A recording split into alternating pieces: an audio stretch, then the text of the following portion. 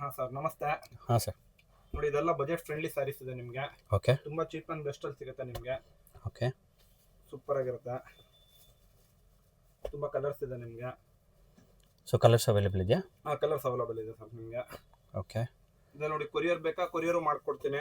ಹಾಂ ಹಾಂ. ಯಾವ್ದು ಬೇಕು ನೀವು ವಿಡಿಯೋದಲ್ಲಿ ನೋಡ್ಬಿಟ್ಟು ಅದನ್ನು ಮಾರ್ಕ್ ಮಾಡಿ ನಮಗೆ ಮೆಸೇಜ್ ಮಾಡಿದ್ರೆ ಸಾಕು. ಓಕೆ.